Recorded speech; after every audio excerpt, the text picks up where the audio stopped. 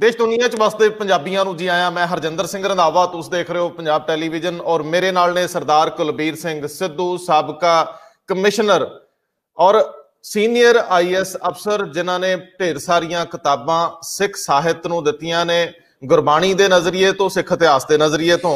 गल करन लगे हां कि खेतां दे जायां दा खेतां नाल रिश्ता, ਇਹਦੀ ਇਬਾਰਤ ਨੂੰ ਜੇ ਸਮਝਣਾ ਹੋਵੇ, ਇਹ ਸਮਝਿਆ ਨਹੀਂ ਜਾ ਸਕਦਾ, ਸਿਰਫ ਜੀਵਿਆ ਜਾ ਸਕਦਾ ਹੈ। ਕਦੇ ਤੁਸੀਂ ਕਿਸੇ ਨੂੰ ਮੂੰਹ ਦੇ ਵਿੱਚ ਦਾਤਨ ਪਾਈ ਸਵੇਰੇ ਸਵੇਰੇ ਟਹਿਲਦਿਆਂ ਦੇਖੋਗੇ ਤੇ ਉਹਦੀਆਂ ਖੇਤਾਂ ਨਾਲ ਹੁੰਦੀਆਂ ਗੱਲਾਂ ਨੂੰ ਸਿਰਫ ਉਹੀ ਸਮਝ ਸਕਦੇ ਜਿਨ੍ਹਾਂ ਨੇ ਹਰ ਦੁੱਖ ਸੁੱਖ ਵੇਲੇ ਖੇਤਾਂ ਦਾ ਗੇੜਾ ਮਾਰਿਆ ਹੋਵੇ। ਖੇਤਾਂ ਨਾਲ ਵੱਟਾਂ ਬੰਨਿਆਂ ਨਾਲ ਉਹ ਸਾਂਝਾਂ ਨੂੰ ਸਿਰਫ ਰਿਪੀਟ ਕਰ ਰਿਹਾ ਕਿ ਜੀਵਿਆ ਜਾ ਸਕਦਾ ਹੈ, ਉਹਨਾਂ ਨੂੰ ਸਮਝਾਇਆ ਨਹੀਂ ਜਾ ਸਕਦਾ। ਮੈਨੂੰ ਅਜੇ ਵੀ ਯਾਦ ਆਉਂਦਾ ਹੈ ਕਿ ਕਦੇ ਕਦੇ घर दियां कबीलदारियां नूं ढोंदियां बापू दी अख दी लाली जिहड़ी सी ओह दसदी हुंदी सी कि किते मन दा गवार खेतां दीयां फसलां नाल ढोया छड्ड आया है। बापू नूं इदां विचरदियां वेख के ते आले दुआले दे विच लोकां नूं उन्हां राहां ते तुरदियां वेख के शायद किसे नूं समझना औखा होवे, लेकिन अज दिल्ली च बैठियां दा पिंड नाल रिश्ता, खेत नाल रिश्ता उवें ही आ। हालात बहुत नाजुक ने। अज सुप्रीम कोर्ट च सुनवाई है, हालात एमरजेंसी वर्गे आ। सिद्धू साहब, मैं तुहाडे तो दो गल्लां जानणीआं, सवाल मैं इकट्ठे करदिआं कि बहुती वारी कारपोरेट्स सरकारां च दखल अफसरशाही राहीं दिंदे रहे आ। नैशनल पद्धर ते ਜਿਹੜੇ ਸਕੱਤਰ ਹੁੰਦੇ ਸੀ ਮਹਿਕਮਿਆਂ ਦੇ, ਉਹਨਾਂ ਜਦੋਂ ਨੀਤੀਆਂ ਬਣਾਉਣੀਆਂ ਪੋਲੀਟੀਸ਼ੀਅਨਸ ਲਈ, ਦੇਸ਼ ਲਈ, ਤੇ ਉਦੋਂ ਕਾਰਪੋਰੇਟ ਉਹਨਾਂ ਨੂੰ ਡਿਨਰ ਦਿੰਦੇ ਸੀ, ਉਹਨਾਂ ਨਾਲ ਰਿਸ਼ਤੇ ਬਣਾਉਂਦੇ ਸੀ। ਉੱਥੋਂ ਗੱਲ ਹੌਲੀ ਹੌਲੀ ਰਾਜਨੇਤਾਵਾਂ ਤੱਕ ਕਾਰਪੋਰੇਟਸ ਦੀ ਪਹੁੰਚਦੀ ਸੀ। ਅੱਜ ਉਹਨਾਂ ਦੇ ਨਾਂ ਰੱਖੇ ਗਏ, ਅਸੀਂ ਨਾਂ ਨਹੀਂ ਲੈਂਦੇ। ਲੇਕਿਨ ਮੈਂ ਦੂਜਾ ਸਵਾਲ ਇਹ ਕਰਦਾ ਹਾਂ ਕਿ ਐਮਰਜੈਂਸੀ ਦੌਰਾਨ ਇਹੀ ਪਾਰਟੀ, ਜਿਹੜੀ ਪਾਰਟੀ ਦਾ ਤੁਸੀਂ ਆਫ ਦਾ ਰਿਕਾਰਡ ਗੱਲ ਕਰਦੇ ਸੀ, ਐਮਰਜੈਂਸੀ ਦੌਰਾਨ ਇਹ ਕਾਂਗਰਸ ਦੇ ਖਿਲਾਫ, ਇੰਦਰਾ ਦੇ ਖਿਲਾਫ ਮੁਹਿੰਮ ਵਿੱਢਣ ਵਾਲੇ ਲੋਕ ਸੀ। ਅੱਜ ਉਹੀ ਹਾਲਾਤ ਰਿਪੀਟ ਹੋ ਰਹੇ ਆ। ਸੋ ਅਫਸਰਸ਼ਾਹੀ ਦਾ ਇਹਨਾਂ ਨੀਤੀਆਂ ਨੂੰ ਬਣਾਉਣ ਚ ਰੋਲ ਨੂੰ ਸਮਝਣਾ ਚਾਹੂੰਗਾ। ਸਰਕਾਰਾਂ ਤੇ ਕਾਰਪੋਰੇਟਸ ਦੇ ਵਿੱਚ ਪੁਲ ਦਾ ਕੰਮ ਕਰਦੀ ਹੈ ਅਫਸਰਸ਼ਾਹੀ, ਕਿਹੋ ਜੀ ਨੀਅਤਨ ਤੁਰਦੀ ਹੈ? ਇਹ ਦੋ ਸਵਾਲ ਇਕੱਠੇ ਆ। ਰੰਧਾਵਾ ਵੀਰ, ਤੁਸੀਂ ਜਿਹੜੀ ਗੱਲ ਕੀਤੀ ਹੈ ਐਮਰਜੈਂਸੀ ਵਰਗੇ ਹਾਲਾਤ ਹੈ ਜੀ। ਤੇ ਐਮਰਜੈਂਸੀ ਆਪਣੇ ਜਿਹੜੀ ਕਹਾਣੀ, ਜਦੋਂ ਅਸੀਂ ਐਮਰਜੈਂਸੀ ਕਹਿੰਦੇ ਹਾਂ ਤੇ ਆਪਣੇ ਮਨ ਦੇ ਵਿੱਚ 1975 ਸਨ ਆ ਜਾਂਦਾ ਹੈ, ਤੇ ਜਿਹੜਾ ਅੱਜ ਤੋਂ 45 ਸਾਲ ਪਹਿਲਾਂ ਬੀਤ ਗਿਆ। ਸੋ ਜਿੰਨੇ ਆਪਣੇ ਦਰਸ਼ਕ ਨੇ, ਸਰੋਤੇ ਨੇ, ਜਿਹੜੇ ਤਾਂ ਮੇਰੀ ਉਮਰ ਦੇ ਆ, ਉਹ ਤਾਂ ਐਮਰਜੈਂਸੀ ਕਹਿਣ ਤੇ ਤੁਹਾਨੂੰ ਗੱਲ ਸਮਝ ਲੈਣਗੇ ਵੀ ਕਿਸ ਐਮਰਜੈਂਸੀ ਦੀ ਗੱਲ ਕਰਦੇ ਹੋ। ਤਾਂ ਉਹ 1975 ਦੇ ਵਿੱਚ ਜਿਹੜੀ ਐਮਰਜੈਂਸੀ ਸੀ, ਉਸ ਵੇਲੇ ਇੰਦਰਾ ਗਾਂਧੀ ਪ੍ਰਾਈਮ ਮਿਨਿਸਟਰ ਸਨ ਜੀ, ਤੇ ਉਹਨਾਂ ਦਾ ਇਲੈਕਸ਼ਨ ਸੈਟ ਅਸਾਈਡ ਹੋ ਗਿਆ ਸੀ, ਤੇ ਉਹਨਾਂ ਨੇ ਆਪਣੇ ਆਪ ਨੂੰ ਧੱਕੇਸ਼ਾਹੀ ਨਾਲ ਪੋਜੀਸ਼ਨ 'ਚ ਰਹਿਣ ਲਈ ਐਮਰਜੈਂਸੀ ਲਾ ਦਿੱਤੀ ਸੀ। ਤੇ ਐਮਰਜੈਂਸੀ ਦੇ ਵਿੱਚ ਜਿਹੜਾ ਸਾਰੀ ਤੁਹਾਡੀ ਪ੍ਰੈਸ, ਮੀਡੀਆ, ਸਾਰਾ ਪਬਲਿਕ ਉਹ ਗੈਗ ਹੋ ਜਾਂਦੀ ਹੈ, ਉਹਦਾ ਮੂੰਹ ਬੰਦ ਕਰ ਦਿੱਤਾ ਜਾਂਦਾ ਹੈ। ਤਾਂ ਉਹ ਹਾਲਾਤ ਸੀ ਐਮਰਜੈਂਸੀ ਦੇ ਜਿਹੜੇ, ਹਾਂ, ਜਦੋਂ ਇਹ ਗੱਲ ਆਪਾਂ ਕਹਿੰਦੇ ਹਾਂ ਤਾਂ ਉਦੋਂ ਸਾਨੂੰ ਹੁਣ ਅੱਜ ਦੇ ਪਰਿਪੇਖ ਵਿੱਚ ਵੀ ਸਾਨੂੰ ਸਮਝ ਆਉਂਦੀ ਹੈ ਕਿ ਅੱਜ ਵੀ ਹਾਲਾਤ ਉਹ ਵੀ ਐਮਰਜੈਂਸੀ ਵਾਲੇ ਹੀ ਹੋ ਰਹੇ ਹੈ ਜਾਂ ਹੋ ਚੁੱਕੇ ਨੇ। ਤਾਂ ਇਸ ਦੇ ਵਿੱਚ ਸਗੋਂ ਹਾਲਾਤ ਉਸ ਨਾਲੋਂ ਮੇਰੇ ਪਰਸੈਪਸ਼ਨ ਵਿੱਚ ਥੋੜੇ ਜਿਹੇ ਹੋਰ ਵੀ ਖਰਾਬ ਹੋਏ ਨੇ। ਉਦੋਂ ਜਿਹੜੀਆਂ ਤੁਹਾਡੀਆਂ ਸੰਵਿਧਾਨਕ ਇੰਸਟੀਟਿਊਸ਼ਨ ਸੀ, ਸੁਪਰੀਮ ਕੋਰਟ ਸੀ, ਜੁਡੀਸ਼ਰੀ ਸੀ, ਉਹ ਤੁਸੀਂ ਦੇਖੋ ਕਿ ਉਹਨਾਂ ਨੇ ਪ੍ਰਾਈਮ ਮਿਨਿਸਟਰ ਦੇ ਅਗੇਂਸਟ ਫੈਸਲਾ ਦੇ ਦਿੱਤਾ ਸੀ ਇਲੈਕਸ਼ਨ ਦਾ। ਤੇ ਅੱਜ ਜਿਹੜੀ ਸੁਪਰੀਮ ਕੋਰਟ ਦੀ ਵੀ ਕ੍ਰੈਡੀਬਿਲਿਟੀ ਹੈ ਉਹ ਲੋਐਸਟ ਐਬ ਦੇ ਉੱਤੇ ਆਈ ਹੈ।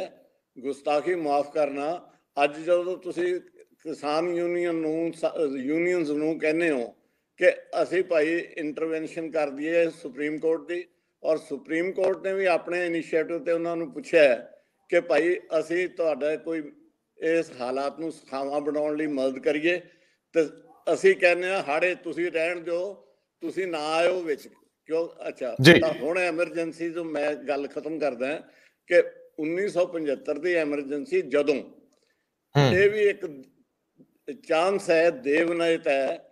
ਦੇਵਨੇਤ ਇਸ ਤਰ੍ਹਾਂ ਕਿ ਉਦੋਂ ਇਸ ਐਮਰਜੈਂਸੀ ਦੇ ਖਿਲਾਫ ਅੱਜ ਦੀ ਬੀਜੇਪੀ ਪਾਰਟੀ ਨੇ ਉਦੋਂ ਜਨਤਾ ਪਾਰਟੀ ਹੁੰਦੀ ਸੀ ਤੇ ਇਹਨਾਂ ਨੇ ਹੀ ਦੇਸ਼ ਵਿਆਪੀ ਮੋਰਚਾ ਲਾਇਆ ਸੀ ਔਰ ਅਖੀਰ 'ਚ ਜਿੱਤੇ ਸੀ। ਤੇ ਅੱਜ ਪੋਜੀਸ਼ਨ ਇਹ ਹੋਈ ਹੈ ਕਿ ਉਹੀ ਪਾਰਟੀ ਐਮਰਜੈਂਸੀ ਵਰਗੇ ਹਾਲਾਤ ਪੈਦਾ ਕਰ ਰਹੀ ਹੈ। ਜੀ ਜੀ ਬਿਲਕੁਲ ਬਿਲकुल ਸਿੱਧੂ ਸਾਹਿਬ, ਤੁਸੀਂ ਆਵਾਜ਼ ਉੱਚੀ ਰੱਖਿਓ, ਤੁਹਾਡੀ ਉੱਤੋਂ ਦਸਤਾਰ ਥੋੜੀ ਜਿਹੀ ਕੱਟ ਰਹੀ ਆ, ਆਪਣੇ ਕੈਮਰੇ ਨੂੰ ਥੋੜਾ ਤਰੀਕੇ ਨਾਲ ਹੈਂਡਲ ਕਰ ਲਓ, ਬਿਹਤਰ ਹੋਊਗਾ। ਮੈਂ ਇੱਕ ਵਾਰੀ ਫਿਰ ਮੁੜ ਕੇ ਉਸੇ ਦੌਰ ਵੱਲ ਪਰਤਣਾ ਚਾਹੂੰਗਾ ਕਿ ਜਦੋਂ ਅੱਜ ਮਾਣਯੋਗ ਸੁਪਰੀਮ ਕੋਰਟ ਦੇ ਵਿੱਚ ਸੁਣਵਾਈ ਹੋਊਗੀ, ਜਿਹਦੇ ਉੱਤੇ ਨਜ਼ਰ ਕੇਂਦਰ ਸਰਕਾਰ ਦੀ ਵੀ ਲੱਗੀ ਹੋਈ ਆ ਕਿ ਕੋਈ ਰਾਹਤ ਮਿਲ ਜੇ, ਕੋਈ ਸੁੱਖ ਦਾ ਸਾਹ ਆ ਜੇ। ਸੁਪਰੀਮ ਕੋਰਟ ਦੇ ਆਪਣੀ ਜਿਹੜੀ ਕ੍ਰੈਡੀਬਿਲਿਟੀ ਆ ਉਹ ਵੀ ਲੋਕ ਨੀਝ ਨਾਲ ਦੇਖ ਰਹੇ ਆ, ਕਿਉਂਕਿ ਬਹੁਤ ਸਾਰੇ ਲੋਕ ਅੱਜ ਕੱਲ ਇਹ ਵੀ ਆਲੋਚਨਾਵਾਂ ਕਰਨ ਲੱਗੇ ਆ, ਅਸੀਂ ਇਸ ਬਹੁਤ ਸੁਪਰੀਮ ਅਪੈਕਸ ਕੋਰਟ ਨੂੰ ਬਹੁਤ ਇੱਜ਼ਤ ਦੀ ਨਜ਼ਰ ਨਾਲ ਦੇਖਦੇ ਆ ਔਰ ਉਮੀਦ ਕਰਦੇ ਆ ਕਿ ਕਿਸਾਨੀ ਘੋਲ ਨੂੰ ਜਿਵੇਂ ਸ਼ੁਰੂਆਤੀ ਦੌਰ ਦੇ ਵਿੱਚ ਉਹਨਾਂ ਨੇ ਪੀ ਸਾਈਨਾਥ ਵਰਗੇ ਵਿਦਵਾਨਾਂ ਦੀ ਕਮੇਟੀ ਬਣਾਉਣ ਦੀ ਇੱਕ ਸਲਾਹ ਦਿੱਤੀ ਸੀਗੀ, ਔਰ ਦੂਜੇ ਬੰਨੇ ਉਹਨਾਂ ਨੇ ਇਹਦੇ ਵਿੱਚ ਦਖਲ ਨਾ ਦੇਣ ਦੀ ਗੱਲ ਕੀਤੀ ਸੀ। ਤੀਜੀ ਗੱਲ ਉਹਨਾਂ ਨੇ ਕਿਹਾ ਸੀ ਕਿ ਕਿਸਾਨਾਂ ਨੂੰ ਸ਼ਾਂਤਮਈ ਅੰਦੋਲਨ ਕਰਦਿਆਂ ਜਿੰਨਾ ਚਿਰ ਉਹ ਕੋਈ ਭੜਕਾਹਟ ਨਹੀਂ ਕਰਦੇ ਉਹਨਾਂ ਨੂੰ ਰੋਕਿਆ ਨਹੀਂ ਜਾ ਸਕਦਾ, ਉਹਨਾਂ ਦਾ ਕਾਨੂੰਨੀ ਹੱਕ ਹੈ, ਸੰਵਿਧਾਨਕ ਹੱਕ ਹੈ, ਉਹਨਾਂ ਦਾ ਮੌਲਿਕ ਰਾਈਟ ਹੈ। ਤੀਜੀ ਗੱਲ ਇਹ ਕਿ ਮਾਣਯੋਗ ਸੁਪਰੀਮ ਕੋਰਟ ਇਹਦੇ ਵਿੱਚ ਬਹੁਗਿਣਤੀ ਦਾ ਪੱਖ ਪੂਰੇ, ਕਿਸਾਨੀ ਅੰਦੋਲਨਕਾਰੀਆਂ ਦਾ ਪੂਰੇ, ਕਿਉਂਕਿ ਹਮੇਸ਼ਾ ਇੰਜ ਹੁੰਦਾ ਰਿਹਾ ਕਿ ਪੀੜਤ ਧਿਰ ਜਿਹੜੀ ਉਹਨਾਂ ਦੀ ਸੁਣਵਾਈ ਪਹਿਲ ਦੇ ਆਧਾਰ ਤੇ ਹੁੰਦੀ ਰਹੀ ਆ। ਇਹ ਦੋਨੇ ਧਿਰਾਂ ਦੀ ਗੱਲ ਆ, ਭਾਵੇਂ ਕਿਸਾਨ ਜਥੇਬੰਦੀਆਂ ਮਨਾ ਕਰ ਚੁੱਕੀਆਂ ਕਿ ਅਸੀਂ ਧਿਰ ਨਹੀਂ ਬਣਨਾ, ਕੇਂਦਰੀ ਖੇਤੀ ਮੰਤਰੀ ਇਹ ਕਹਿ ਚੁੱਕੇ ਸੀਗੇ ਕਿ ਆਓ ਸੁਪਰੀਮ ਕੋਰਟ ਚੱਲਦੇ ਆ, ਲੇਕਿਨ ਕਿਸਾਨਾਂ ਨੇ ਮਨਾ ਕਰਤਾ। ਔਰ ਕੱਲ ਜਿਹੜੀ ਮੀਟਿੰਗ ਹੋਈ ਆ ਉਹਦੇ ਵਿੱਚ ਵੀ ਸਿਧਾਂਤਕ ਫੈਸਲਾ ਲਿਆ ਗਿਆ ਕਿ ਅਸੀਂ ਸੁਪਰੀਮ ਕੋਰਟ 'ਚ ਨਹੀਂ ਜਾਣਾ, ਪਾਰਲੀਮੈਂਟ ਨੇ ਕਾਨੂੰਨ ਬਣਾਏ ਆ, ਪਾਰਲੀਮੈਂਟ ਇਹਨਾਂ ਨੂੰ ਰੱਦ ਕਰੇ। ਸਰਦਾਰ ਸਾਹਿਬ, ਸਮਝਣ ਦੀ ਕੋਸ਼ਿਸ਼ ਕਰੂੰਗਾ ਕਿ ਐਸੀ ਸਥਿਤੀ ਦੇ ਵਿੱਚ ਮਾਣਯੋਗ ਸੁਪਰੀਮ ਕੋਰਟ ਦੇ ਸਾਹਮਣੇ ਇਹ ਬਹੁਤ ਚੁਣੌਤੀ ਹੋਊਗੀ ਕਿ ਉਹ ਸਾਰੀਆਂ ਧਿਰਾਂ ਨੂੰ ਸੰਵਿਧਾਨਕ ਨਜ਼ਰੀਏ ਨੂੰ ਵੀ ਔਰ ਲੋਕ ਨਜ਼ਰੀਏ ਨੂੰ ਵੀ ਧਿਆਨ 'ਚ ਰੱਖਦਿਆਂ ਕੋਈ ਫੈਸਲਾ ਦੇਵੇ, ਜਾਂ ਹੋ ਸਕਦਾ ਫੈਸਲਾ ਨਾ ਹੀ ਦੇਵੇ, ਅਜੇ ਇਹਨੂੰ ਫਿਰ ਅੱਗੇ ਵਧਾਤਾ ਜਾਵੇ, ਬਹਿਸ ਲਈ ਅੱਗੇ ਤੁਰ ਜੇ ਗੱਲ। ਰੰਧਾਵਾ ਜੀ, ਹਸਬ ਹਾਲਾਤ ਤੁਸੀਂ, ਤੁਹਾਡਾ ਜਿਹੜਾ ਐਨਾਲਿਸਿਸ ਐਡਾ ਸਟੀਕ ਹੁੰਦਾ ਹੈ ਕਿ ਜਿਹੜਾ ਗੈਸਟ ਹੈ ਉਸ ਨੂੰ ਕੋਈ ਬਹੁਤੀ ਬੋਲਣ ਦੀ ਗੁੰਜਾਇਸ਼ ਨਹੀਂ ਰਹਿੰਦੀ। ਤੁਸੀਂ ਉਹ ਜਿਹੜੀਆਂ ਸੁਪਰੀਮ ਕੋਰਟ ਕੀ ਕਰ ਦੇਵੇ, ਪਾਰਟੀਆਂ ਨੂੰ ਉਹ ਕਿੰਨਾ ਕੁ ਐਕਸੈਪਟੇਬਲ ਹੋਵੇ, ਸਰਕਾਰ ਨੂੰ ਉਹ ਕਿੰਨਾ ਕੁ ਐਕਸੈਪਟੇਬਲ ਹੋਵੇ, ਇਹ ਗੱਲਾਂ ਤਾਂ ਕੁਝ ਘੰਟਿਆਂ ਤੋਂ ਬਾਅਦ ਸਾਹਮਣੇ ਆਉਣਗੀਆਂ। ਪਰ ਇਸ ਤੋਂ ਪਹਿਲਾਂ ਇੱਕ ਜਿਹੜੀ ਵੱਡੀ ਗੱਲ ਹੈ ਨਾ, ਸੁਪਰੀਮ ਕੋਰਟ ਦੇ ਬਾਰੇ ਕਿਹਾ ਜਾ ਸਕਦਾ ਹੈ ਕਿ ਹਜ਼ੂਰ ਦੇਰ ਕਰਦੇ ਬਹੁਤ ਆਤੇ।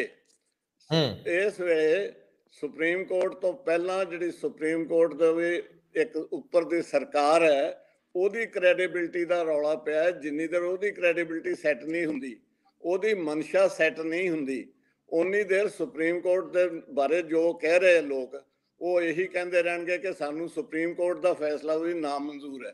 ਤੇ ਉਹਦੇ ਨਾਲ ਬਹੁਤ ਵੱਡੇ ਕ੍ਰਾਂਤੀਕਾਰੀ ਮੋੜ ਦਾ ਸ਼ੁਰੂਆਤ ਹੋ ਜਾਏਗੀ। ਜੇ ਅਸੀਂ ਸੁਪਰੀਮ ਐਪੈਕਸ ਕੋਰਟ ਦੇ ਵਰਡਿਕਟ ਨੂੰ ਨਹੀਂ ਮੰਨਦੇ, ਅਸੀਂ ਉਸ ਦੀ ਕ੍ਰੈਡੀਬਿਲਿਟੀ ਨਹੀਂ ਮੰਨਦੇ, ਤਾਂ ਫਿਰ ਤੁਸੀਂ ਇਹ ਦੇਖੋ ਕਿ ਹਾਲਾਤ ਸਹਿ ਦੀ ਨਹੀਂ ਫਿਰ ਪਹਿ ਦੀ ਪੈ ਜੂਗੀ। ਇਹਦੇ ਵਿੱਚ ਸਾਰੀ ਗੇਮ ਦੇ ਵਿੱਚ ਮੇਰੇ ਖਿਆਲ ਹੈ ਗੱਲ ਆਪਾਂ ਇੱਥੋਂ ਸ਼ੁਰੂ ਕਰੀਏ ਕਿ ਜਿੱਥੇ ਤੁਸੀਂ ਵੀ ਪੁੱਛਿਆ ਵੀ ਅਫਸਰਸ਼ਾਹੀ ਦਾ ਕੀ ਰੋਲ ਹੁੰਦਾ ਹੈ, ਕੀ ਅਫਸਰਸ਼ਾਹੀ ਕਾਰਪੋਰੇਟ ਘਰਾਣਿਆਂ ਕੋਲ ਸਰਕਾਰਾਂ ਵਾਂਗੂ ਵਿਕ ਗਈ ਹੈ ਜਾਂ ਮਿੱਤਰਤਾ ਹੀ ਪਾ ਲਈ ਹੈ। ਤਾਂ ਆਪਾਂ ਗੱਲ ਸ਼ੁਰੂ ਕਰੀਏ ਕਿ ਮੁੱਢੋਂ ਸੁੱਢੋਂ ਜਦੋਂ ਐਕਟ ਬਣੇ ਹੈ, ਜਿਹੜੀਆਂ ਮੀਟਿੰਗਾਂ ਅੱਜ ਹੋ ਰਹੀਆਂ ਇਹ ਹੋਣੀਆਂ ਤਾਂ ਚਾਹੀਦੀਆਂ ਸੀ ਮੇਰੇ ਵੀਰ। ਐਕਟ ਬਿੱਲ ਬਣਨ ਤੋਂ ਪਹਿਲਾਂ ਉਦੋਂ ਸਰਵੇ ਆਉਣੇ ਚਾਹੀਦੇ ਸੀ, ਉਦੋਂ ਹਰ ਸਟੇਕ ਹੋਲਡਰ ਦਾ ਇੰਟਰਸਟ ਲਿਆ ਜਾਣਾ ਸੀ, ਉਸ ਦੇ ਵਿਊ ਪੁੱਛੇ ਜਾਣੇ ਸੀ। ਤਾਂ ਉਹ ਤਾਂ ਉਦੋਂ ਤਾਂ ਕੀਤਾ ਨਹੀਂ।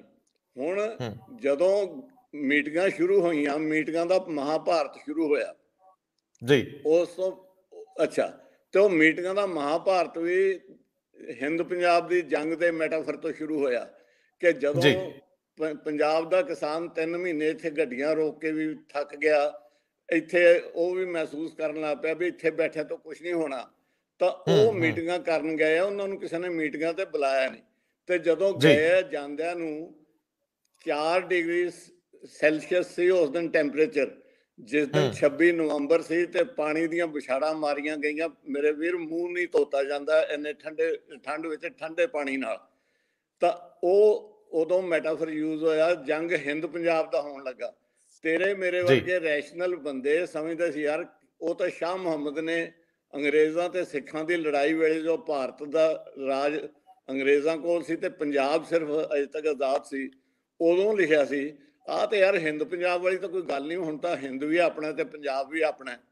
ਪਰ ਅੱਜ ਉਹ ਗੱਲ ਸੱਚੀ ਹੋ ਰਹੀ ਹੈ।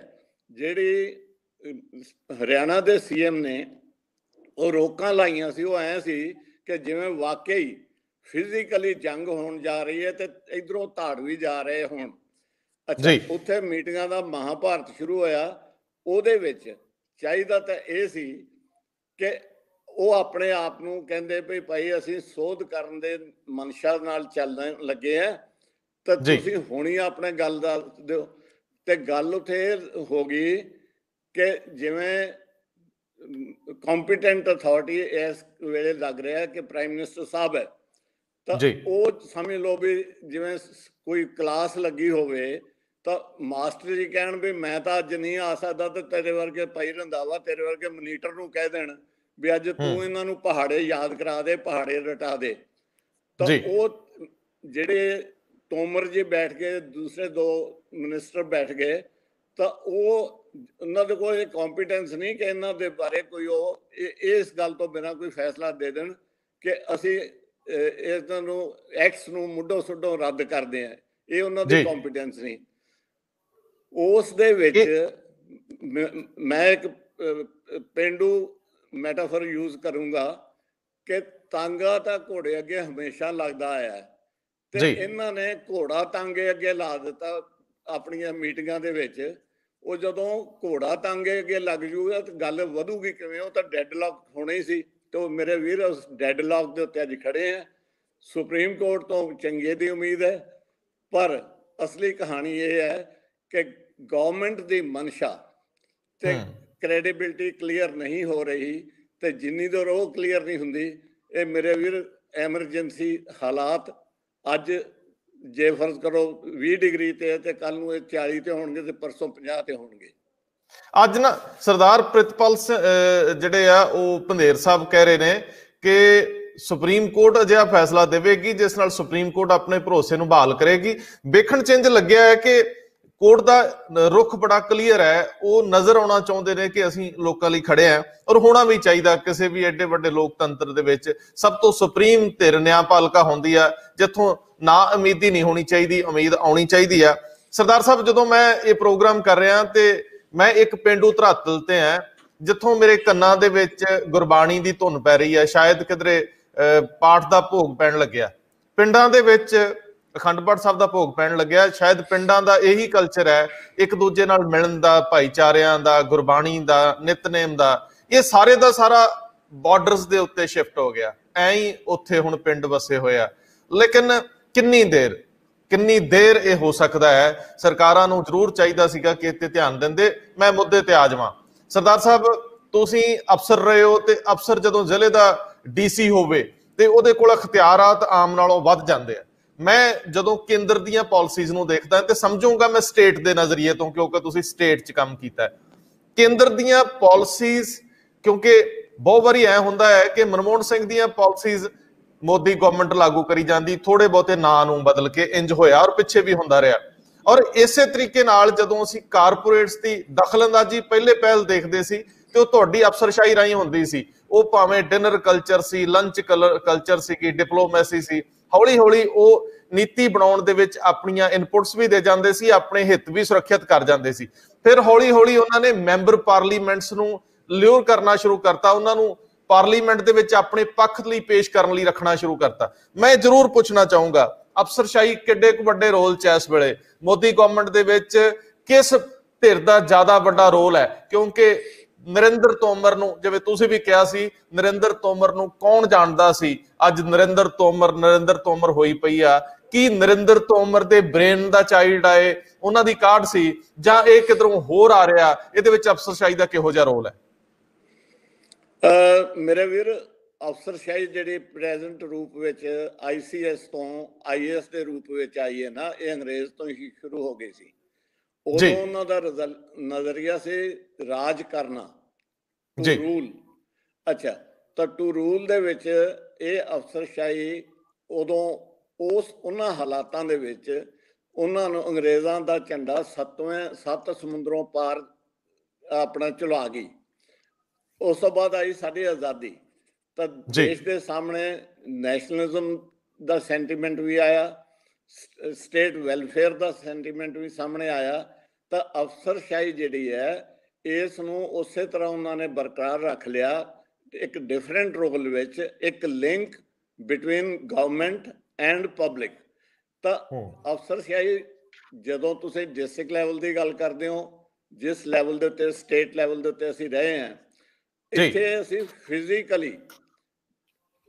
ਫਿਜ਼ੀਕਲ ਪਲੇਨ ਦੇ ਉੱਤੇ ਸਰਕਾਰਾਂ ਔਰ ਲੋਕਾਂ ਦੇ ਦਰਮਿਆਨ ਇੱਕ ਲਿੰਕ ਹਾਂ, ਇੱਕ ਕੜੀ ਹਾਂ, ਇੱਕ ਬ੍ਰਿਜ ਹਾਂ।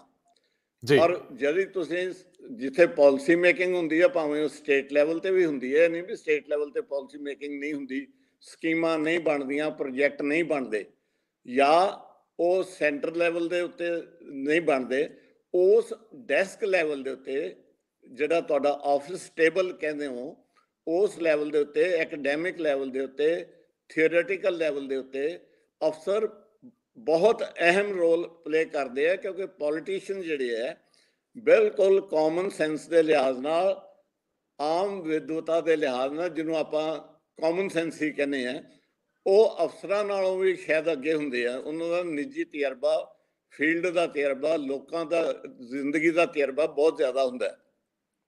ਅੱਛਾ, ਪਰ ਜਿਹੜਾ ਲਿਖਾ ਪੜ੍ਹੀ ਹੈ, ਲੈਜਿਸਲੇਟ ਕਰਨਾ, ਜਿਹੜਾ ਲੈਜਿਸਲੇਸ਼ਨ ਬਣਾਉਣਾ ਹੈ, ਉਹਦੇ ਵਿੱਚ ਅਫਸਰਾਂ ਦਾ ਬਹੁਤ ਵੱਡਾ ਰੋਲ ਹੁੰਦਾ ਹੈ। ਪਰ ਚੱਲਦੇ ਚੱਲਦੇ ਮੈਂ ਗੱਲ ਨੂੰ ਥੋੜ੍ਹਾ ਜਿਹਾ ਬਹੁਤ ਲੰਬਾ ਨਾ ਲਿਆਵਾਂ, ਤਾਂ ਸਾਡਾ ਰੋਲ ਜੇ ਇਹ ਬਣ ਗਿਆ ਮੇਰੇ ਵੀਰ ਕਿ ਕਿਆ ਹੁਕਮ ਹੈ ਮੇਰੇ ਆਕਾ,